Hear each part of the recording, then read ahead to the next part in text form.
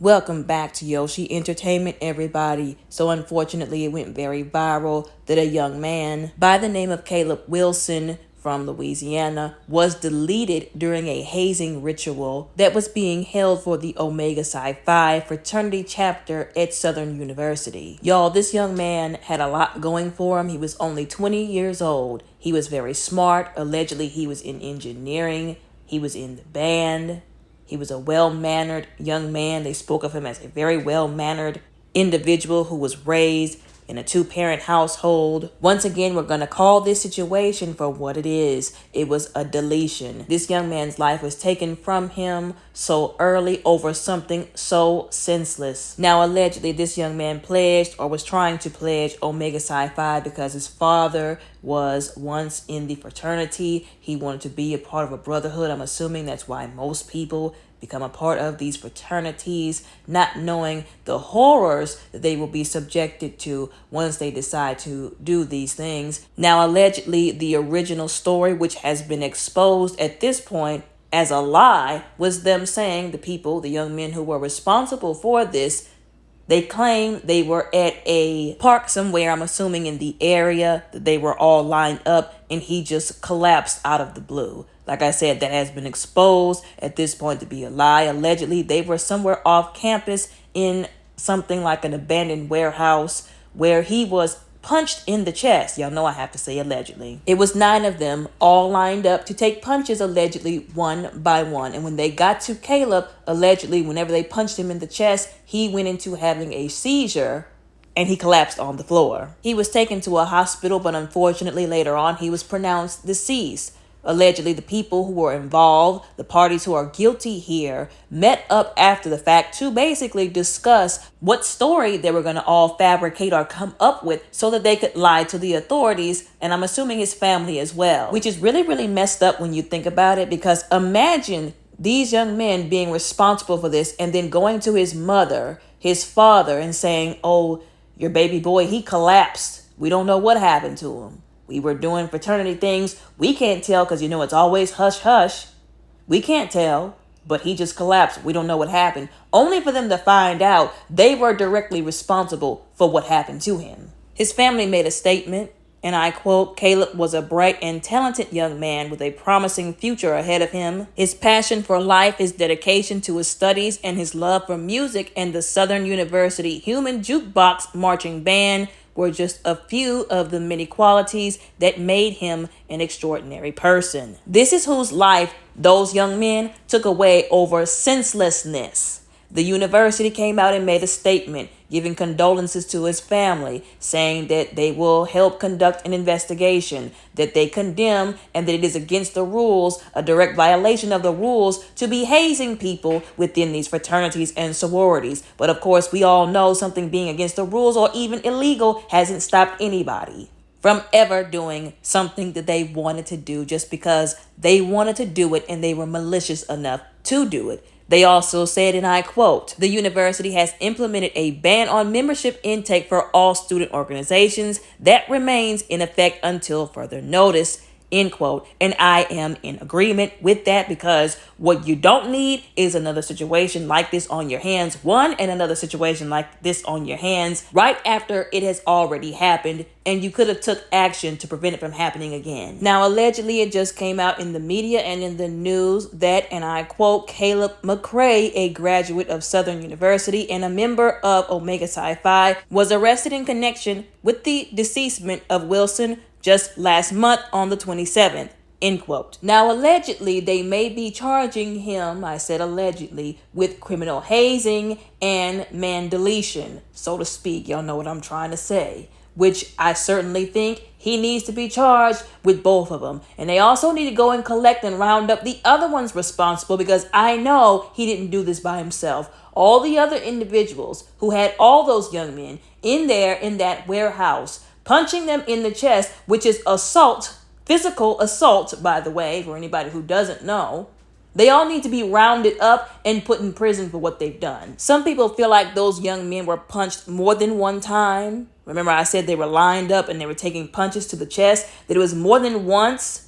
that got to this point. Like I said, we don't have that evidence to back that up at this current time, although we do know that due to pre-existing conditions, people can end up in certain fatal dispositions, if you will, can have certain medical emergencies as a result of certain things, whereas other people who don't have those pre-existing conditions might end up. Now, I don't know, like I said, about that young man's medical history. He may not have had a pre-existing condition. I'm just saying that these are factors into why if someone gets hit, they'll just be in a lot of pain, whereas somebody else who received that same hit, they might pass away. Also, it depends on the location of the hit and the intensity. Some people don't believe that you can actually delete somebody by punching them, especially if in that moment the adrenaline is high. It's a moment of intensity, so blood is pumping through your veins harder, or if somebody's on edge more than what they usually are,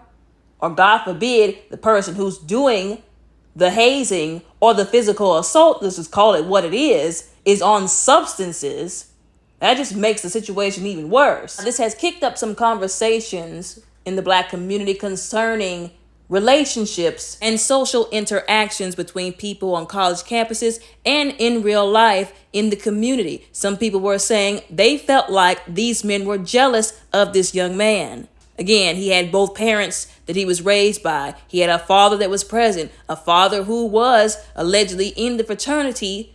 So it was like a generational thing. He was a very good looking young man. He was very smart. Again, he had a lot going for him. Some people felt like he was jealous. So when it came for his turn, people felt like they decided to be more intense and more cruel, more aggressive, more violent towards him because of those reasons. We're not going to sit up here and act like we don't know this kind of stuff happens in the Black community. We're not going to sit up here and play in each other's faces and act like it doesn't happen often. I've seen it happen with my own eyes. People get jealous for whatever reason. You have one thing more than they do, whether you actually ask for it or not.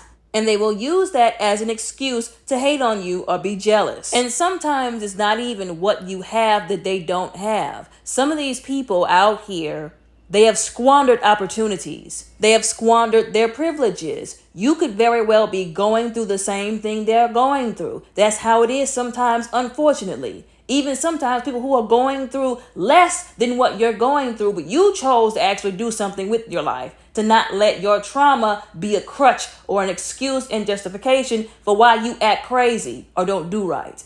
And then when they see you choosing to do better with your life, they get offended.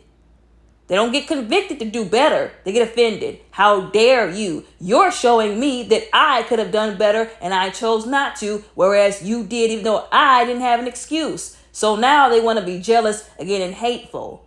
Again, it doesn't even always have to do with you having more than somebody, you being in a more privileged disposition. Oh, my father was in the home. I had a 2-parent household. You don't even know what that person could still be going through, even with that 2-parent household, first of all. It has to do with people looking at something that somebody else has and getting upset like it's that person's fault that they don't have it. And it's really sad because this jealousy thing gets very unchecked. And when it's unchecked, it turns into hatred. And then that hatred turns into what we see now. You can use Cain and Abel as an example of that. That jealousy that then turned to hate, then rage, then he did something that he couldn't come back from. One thing we really need to take the time to talk about, I've seen some people having a conversation, not enough people, so I'm going to be another person to bring it out there. We need to shut these sororities and fraternities down. I said what I said. This is just what we know what happened. Unfortunately, it took all of this, a young man losing his life over senseless mess, for people to understand that these sororities and fraternities are doing things that they should not be doing. There is a guy by the name of Prophet Tobi Arayomi. I could be saying his name all the way wrong. I'm sorry ahead of time. Now, allegedly, he's a twin. I think his twin's name is Toby. One of them is a prophet. The other is an apostle. They made a video. One of them made a video where he actually sat down with a black man who was in a fraternity who talked about some of the stuff that they had him doing. And it really almost brought tears to my eyes that young black men have young black men out here going through stuff like that. It's unacceptable and it's not right. And some people were bringing up, well, some people, in these fraternities and sororities, they put their brother and sister through it like this because they have this, well, I suffered whenever I was in the fraternity or sorority, so you gonna suffer too, maybe even more if I feel like it. And that's that same mentality that we've been calling out for a while now. The older generation saying, oh, well, I had to suffer and be drugged through the mud, so I'm not going to do nothing for the up and coming generations, which is wrong and selfish. And you're going to have to give an account to God for why you decided to be that kind of disrespectful. In that podcast YouTube video, I will leave the information if you want to actually see it in the description box. They actually talked about what's also being talked about due to this situation, which is the history of fraternities and sororities. A long time ago, and when segregation was still a thing, very smart and intelligent black people who deserved to be in educated spaces wanted to be a part of different organizations that white people controlled. Whether black people want to believe this or accept it or not, one of those organizations was Freemasonry. Because segregation was a thing at the time, because white people would not allow even the smartest black people in colleges, in universities, in those spaces, they broke off and they formed their own groups known as the fraternities and the sororities, and the audacity of their raggedy black behinds to call it the Divine Nine. I said what I said. And you know another thing I'm gonna say? It's real funny how especially black people love to say, oh, rejection is God's protection. If they didn't want you in there, it's because God has something better. But they didn't want to tap into that when it came to this. Whenever the white people said, who were running these organizations, especially the Freemasonry, we don't want you a part of this, they should have said, oh, you know what? Freemasonry's of the devil anyways. Thank God you just protected me, Jesus, from being involved with something that I did not need to be involved in. No, instead they ran in the opposite direction and did their own version of it, which is fraternities and sororities. Before anybody tries to say, oh, that's not the truth, fraternities and sororities are not of the devil, once again, them Greek letters, this is all having to do with Greek philosophy, which has nothing to do with God, the Bible, Yeshua. It's basically the anti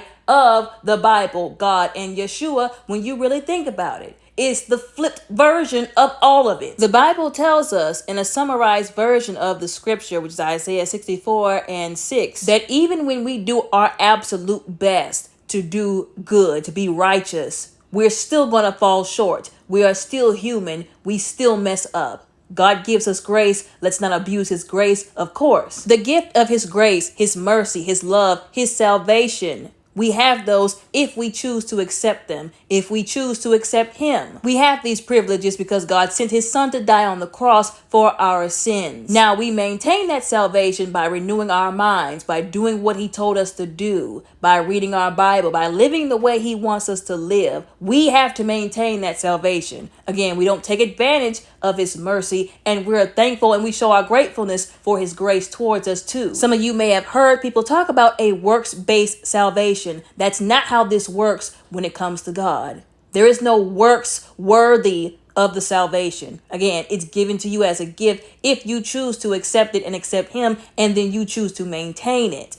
Like I said before, you were already worthy. You were already worth it. You don't have to prove that to God. He already felt that about you, which is why he did what he did for everybody. Whereas with fraternities and sororities, you've got to do all these man-made works, go through suffering that you don't have to in order to be labeled worthy, to be a brother, to be a sister of a group, looking for a group to be a part of.